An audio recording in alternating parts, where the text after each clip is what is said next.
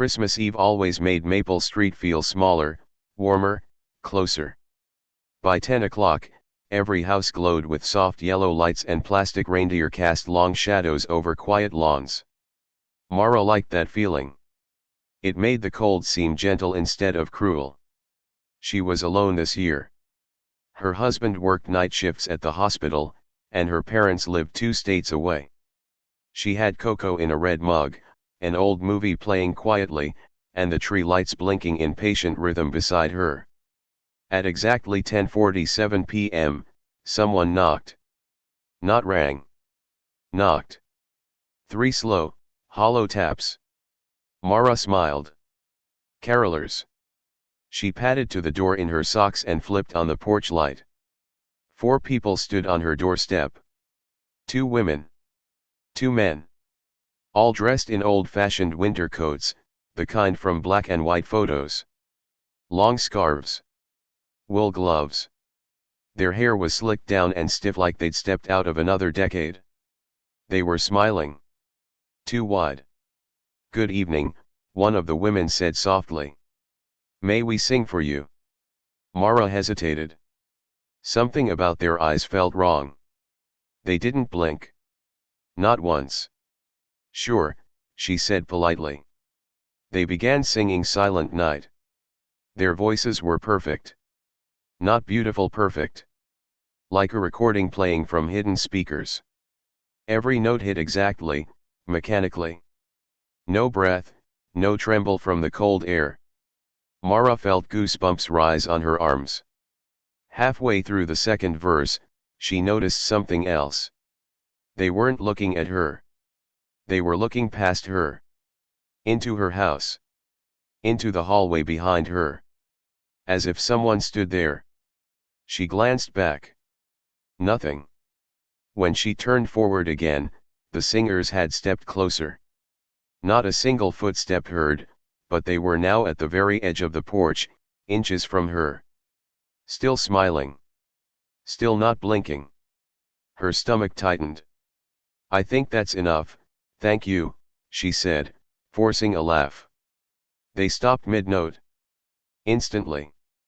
Like someone had pressed pause. The man on the left tilted his head. You're alone tonight, he said calmly. It wasn't a question. Mara felt her throat go dry. My husband will be home soon. All 4 smiled wider. Then the porch light flickered. Once. Twice. Dark. For 3 seconds, she stood in pitch black. When the light came back on, they were gone. No footsteps in the snow. No car.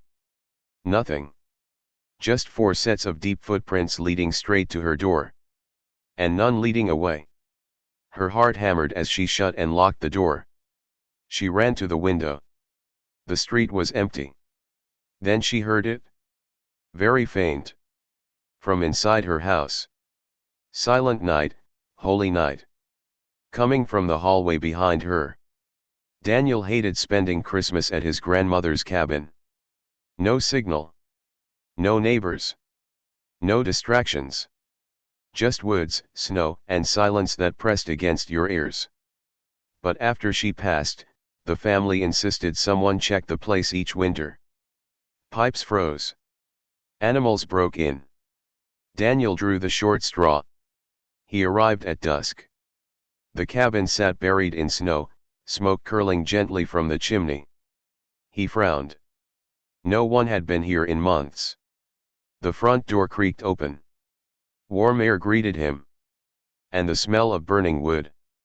The fireplace was lit. Logs crackled cheerfully inside. Daniel stared. He stepped closer. The fire was real. Bright. Hot. He checked the hearth. Fresh logs stacked beside it. Ash was still white, not gray. Someone had started this today. Hello, he called. Only the fire answered. His chest tightened. Maybe a neighbor? But the nearest house was 5 miles down an unplowed road. Then he noticed something stranger. A mug sat on the table. Steam still rising from it. He approached slowly. Hot chocolate. Marshmallows melting on top. Daniel's hands began to shake.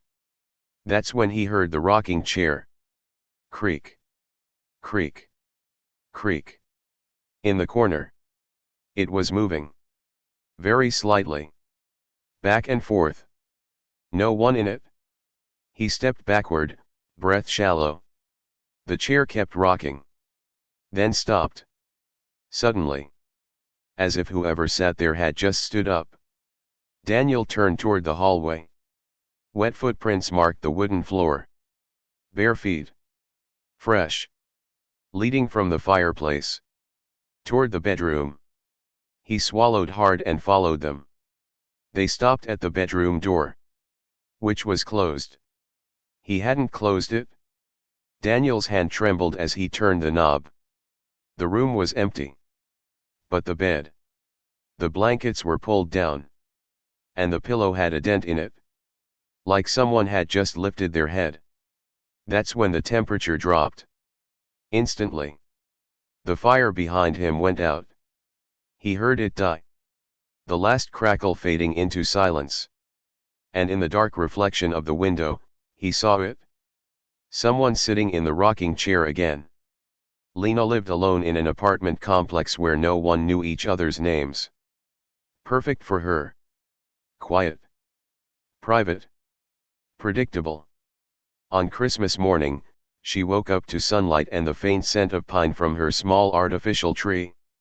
She stretched, shuffled into the living room. And froze. A gift sat under her tree. Wrapped in red paper. She didn't put it there. Her heart began to race. Maybe a neighbor? A joke. But she hadn't spoken to anyone in months. The tag read. To Lena. From upstairs. She lived on the top floor. No upstairs. Her hands shook as she picked it up. It was light. Soft. She unwrapped it slowly. Inside was a scarf. Gray wool. Her breath caught. She owned this scarf. She lost it 2 years ago.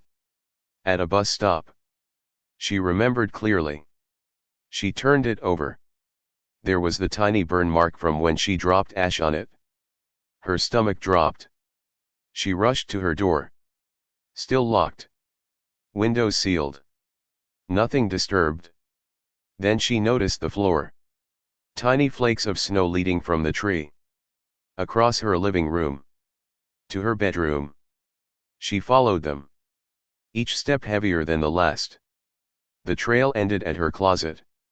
The door was slightly open. She never left it open. Her hand slowly pulled it wider. Inside, the darkness felt thick. And something was breathing. Slow. Patient. At 11:58 p.m. on Christmas night, dispatcher Elise answered a call that never existed. 911, what's your emergency? A woman whispered, they're inside my house. Static crackled. Elise pulled up the address. Maple Street. She frowned. I don't see your call in the system. Are you using a landline? They're singing, the woman whispered. Elise's blood ran cold. Singing what? Silent Night. Elise froze. Her screen flickered. The call timer read midnight. No caller ID. No record. Yet she could hear her breathing. Then another voice came through the line. A man. Calm. You're alone tonight. Elise's fingers trembled over the keyboard. Ma'am, are you safe? No answer. Just singing. Perfect. Mechanical. 4 voices. Then the line went dead. Elise immediately tried to call back. The number didn't exist. She dispatched a unit anyway. 10 minutes later, the officer radioed back. House is empty. No one here. Front door wide open. 4 footprints in the snow leading to the door. Elise's heart pounded. Any tracks leaving? A long pause. Negative. She leaned back, Shaken. Her monitor flickered again. For half a second, her screen showed her own house. Her own living room. Her own Christmas tree. And four figures standing behind her couch. Smiling. Not blinking. Thanks for watching. If you enjoyed this story, make sure to subscribe to Midnight Case File, like the video, and share it with others because more mysteries await you.